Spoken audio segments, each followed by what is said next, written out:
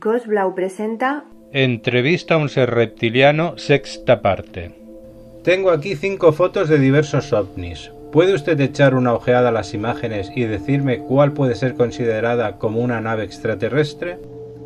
Puedo intentarlo. Usted me planteó muchas preguntas a mí hoy y respondí a todas. No sobreestime mi conocimiento. No soy ninguna experta en la tecnología extraterrestre y la construcción de naves. Para estar segura, hay sobre todo algunos detalles y particularidades técnicas sobre ovnis genuinos que me pueden ayudar fácilmente a distinguir de fenómenos naturales o de falsificaciones humanas. Ustedes falsifican a veces el patrón de naves genuinas, por lo tanto, no es tan fácil identificar un objeto. Lo intentaré. Muéstreme las fotos. Ella consideró las imágenes respectivamente por un par de segundos y luego mostró las fotos 1, 3 y 5. Estas 3 fotos aquí son falsificaciones obvias o identificaciones erróneas. En la primera foto me parece ciertamente que se trata de una nave existente verdadera de una especie extraterrestre que fue adaptada para un modelo pequeño aquí. Carece de las características importantes que están emparentadas con el campo técnico y físico. Generalmente hablando, esta foto es tanto más una falsificación. El esclarecimiento del contorno y los colores, porque una nave que levita se oculta generalmente en un campo de movimiento que incluso distorsiona los colores o las formas según la alineación. Puede ser que quizás suene extraño, pero las fotos nebulosas y espectros en movimiento deben ser a veces interpretadas como indicación para posiblemente una autenticidad.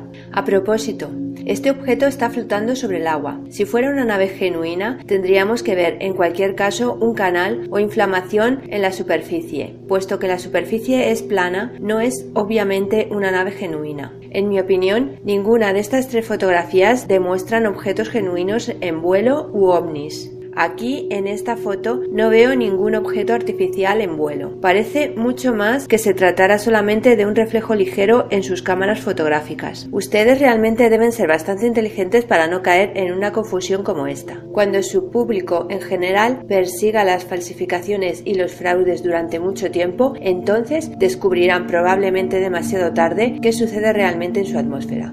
Este parece ser genuino, por lo menos exhibe las características necesarias. A primera vista, lo asignaría a una especie extraterrestre que ha estado visitando su planeta los últimos 35 años más o menos. El objeto en sí mismo es metálico y en forma de disco. Se distorsiona ciertamente en forma y color por medio de un efecto del campo. Estos 4 blancos y largos haces de luz en la superficie inferior de la nave retratan una clase de manipulación ligera cuasi gravitacional, es decir, el campo universal de la fuerza se está moviendo en la dirección de una gravedad simulada. Realmente no es una luz genuina, solamente un campo especial fuertemente cargado de la forma que se manifiesta en el espacio que habita la materia como cuasiluz.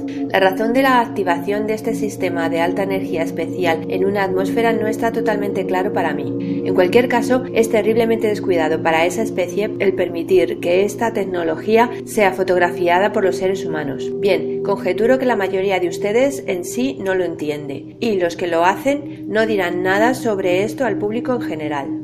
Esto es un objeto aéreo genuino, no es de manera alguna extraterrestre. Los objetos aéreos triangulares en vuelo no son utilizados por la especie extraterrestre, y no en esta forma por lo menos. Esa clase aerodinámica de forma es un concepto humano. Es uno de sus propios proyectos militares secretos que ustedes construyeron con la ayuda de la inmadura tecnología que les fue entregada por los extraterrestres durante los años 1960 y 1970. Generalmente, una nave extraterrestre genuina no tiene esa forma, porque dentro del campo en sí mismo no hay fuerzas del exterior que tengan algún efecto allí. En general, las naves tienen formas redondeadas y se construyen sin márgenes pronunciados, un disco o un cilindro, en donde el campo puede fluir más fácilmente. Sus proyectos me hacen pensar que junto con el campo de impulsión extraterrestre también haya un sistema de motor convencional de jet. Por lo tanto, son siempre triangulares y construidos así para aerodinamizar y para ser compatible con este principio primitivo de retroceso. En el ejemplo de aquí, la nave se desliza sobre todo en su impulsión genuina del campo. ¿Usted ve la distorsión y la cuasiluz en los cilindros que rotan? Eso es una indicación inequívoca para la autenticidad de la foto. pero ¿por qué usted puede decir «hay aquí 4 cilindros»? Es insólito. Incluso el intervalo parece ser incorrecto. El colorante es muy oscuro y la distorsión óptica interior es muy sensible. Probablemente una reconstrucción del sistema original de sus científicos. Puesto que la especie extraterrestre apenas les ha dado más información desde el desacuerdo, ellos están construyendo los sistemas sin ayuda alguna, sin realmente poder entender qué clase de cosa peligrosa están haciendo allí. Esta construcción no hace el sistema mejor, solamente más inestable. Ambos cilindros delanteros están también cerca uno del otro. Influirán definitivamente en cada uno. El color me demuestra una radiación residual de gran alcance. Era probablemente el caso de los altos elementos que fueron utilizados otra vez como costumbre para desplazarse. Esto es, en todo caso, muy peligroso para estar sin blindaje en la proximidad del campo. ¿La persona que tomó la foto exhibió alguna clase de radiación y daño por quemadura? No lo sé. ¿De dónde vienen estos ovnis militares? ¿De Estados Unidos? Sí, pienso que generalmente eso es cierto. Del continente del oeste. ¿Por qué entonces vuelan sobre áreas muy pobladas de Europa? Esta foto viene de Bélgica. Eso no tiene ningún sentido. ¿Puede usted explicarlo? ¿Por qué es que solamente yo puedo explicar hechos humanos extraños? Es posible que estas sean pruebas interurbanas o pruebas con los sistemas electromagnéticos de camuflaje. ¿El viejo enemigo de esta nación americana está en este lado del mundo? Así que, ¿por qué no deben probar aquí?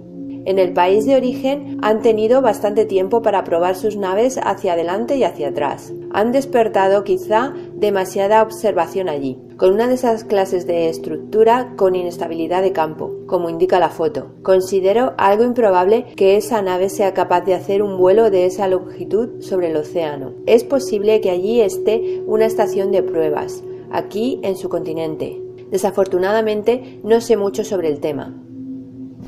Muchos lectores de la primera transcripción han planteado la pregunta de cómo se produjo su contacto original con mi amigo. Yo ya conozco la historia por sus narrativas, pero ¿podría usted repetirla aquí de nuevo para este volumen y para la nueva transcripción?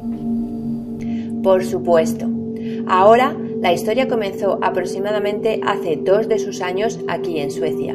He estado fuertemente interesada en su especie y su comportamiento desde mi juventud. Había estudiado ya su literatura en aquella época tan bien como me fue posible. Naturalmente, no es fácil en mi patria el tener la posesión de libros humanos, pero desde mi grupo o familia en orden ascendente podría recolectar un poco de material y hablar a veces con otras de mi especie que han estado ya en contacto con ustedes. Era realmente muy curiosa sobre su especie y tan pronto como se me permitió venir a la superficie, procuré reunir inmediatamente más información. Sobre todo, me tenían prohibido expresamente el que comenzara el contacto directo con los seres humanos porque en mi posición en aquellos días no existía necesidad alguna para que lo hiciera.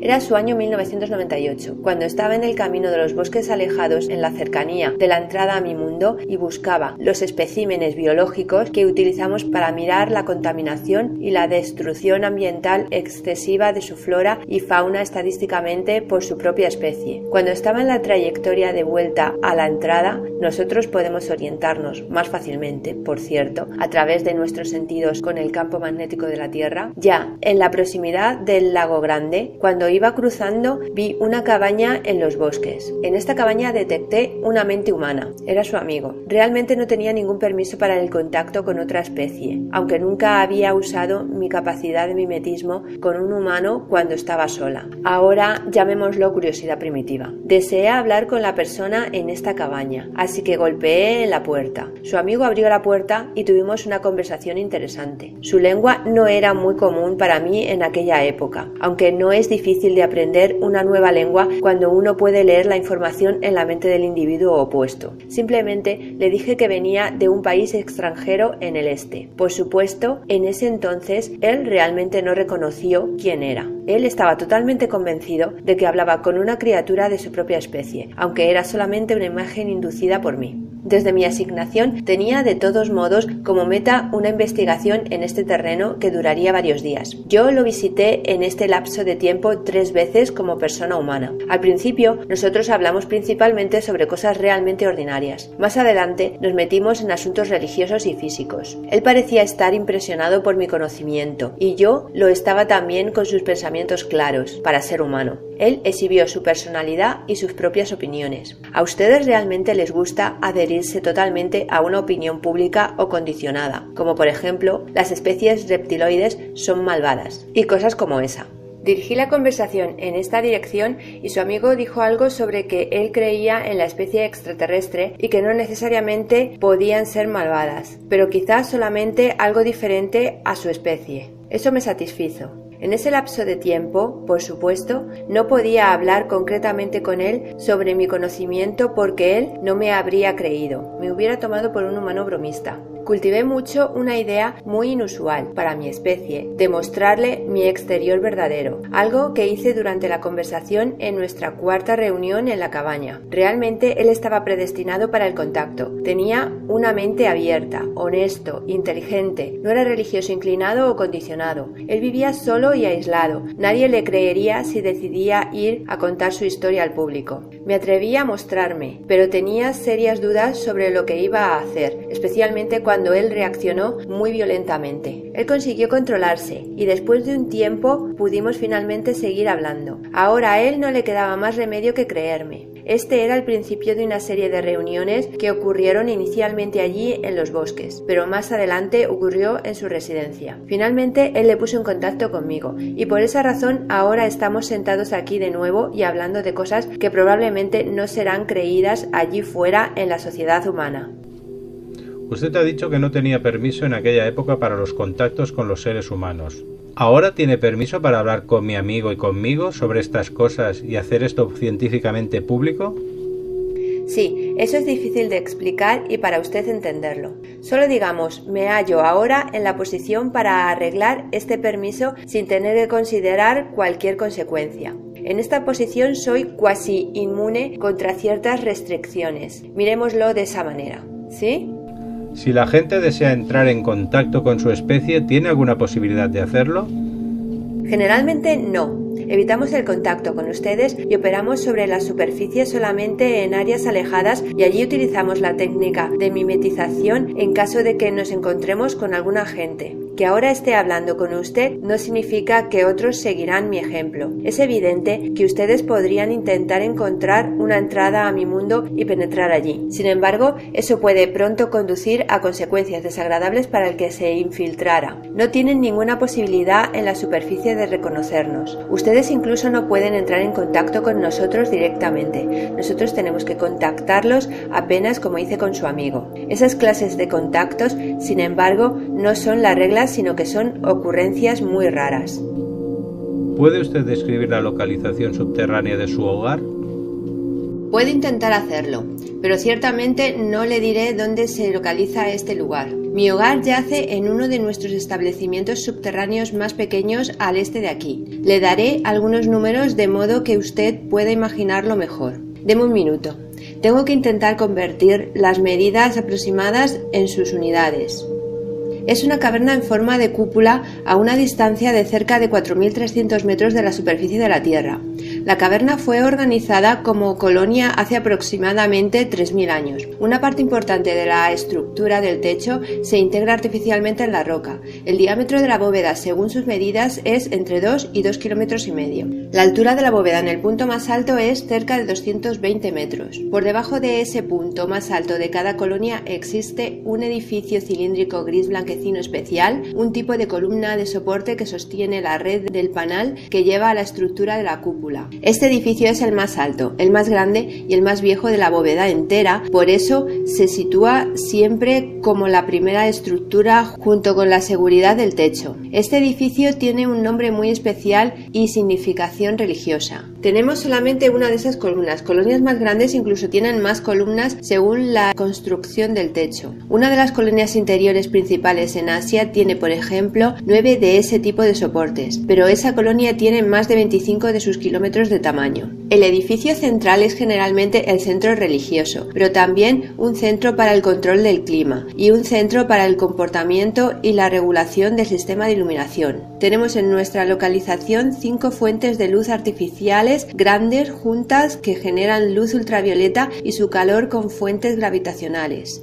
Los ejes de aire y los sistemas de iluminación de la superficie funcionan además a través de estas columnas y son intensamente controladas. A propósito, tenemos 3 ejes de aire y 2 sistemas de elevador allí e incluso una conexión por túnel a la colonia principal siguiente que yace aproximadamente 500 kilómetros al sureste. Un eje del elevador conduce a una caverna cerca de la superficie, el otro conduce a uno de nuestros depósitos para las naves, recuerda las naves cilíndricas. Esto se encubre naturalmente cerca de la superficie detrás de una cara rocosa de la montaña. Normalmente hay solo 3 naves, es un depósito pequeño. Los otros edificios de la colonia están en mayor parte ordenados concéntricamente en círculos ovales alrededor de la columna de soporte principal y son, sin excepción, muy bajos. Generalmente solamente entre 3 y 20 metros de alto. La forma de los edificios son más o menos como un domo. Incluso se distinguen por color según el círculo y distancia de la columna principal. Al norte de la columna hay un edificio redondo adicional, muy grande pero muy plano. Este edificio interrumpe el sistema concéntrico de la colonia con su diámetro de cerca de 250 metros. Es la zona artificial del Sol en donde hay corredores y habitaciones especialmente iluminados. En estas localizaciones la luz ultravioleta de gran alcance predomina y se utilizan para calentar nuestra sangre. Hay incluso un dispensario médico y un cuarto de reunión localizados allí. Más allá del anillo externo de la colonia están las zonas en las cuales los animales son mantenidos. Ya saben, debemos consumir la carne para alimentarnos y los jardines en los cuales se cultivan plantas y hongos. Hay también agua corriente, caliente y fría de fuentes subterráneas allí. La central eléctrica está situada en el borde de la colonia. La estación funciona por fusión como base y provee a la colonia y a los soles con energía. Mi grupo o familia vive, a propósito, en el cuarto anillo de edificios hacia fuera de la columna central de soporte. Es difícil descubrirle todos los edificios y sus tareas porque es un ambiente y cultura totalmente diferentes a lo que está acostumbrado en su vida en la superficie. Usted realmente tiene que verlo para poder creerlo. ¿Podré ver este lugar alguna vez? ¿Quién sabe? Tal vez. El tiempo trae nuevas oportunidades. ¿Cuántas criaturas de su especie viven en esa colonia? Aproximadamente 900. Este es el final de la entrevista. ¿Tiene algún mensaje final para los lectores de esta transcripción?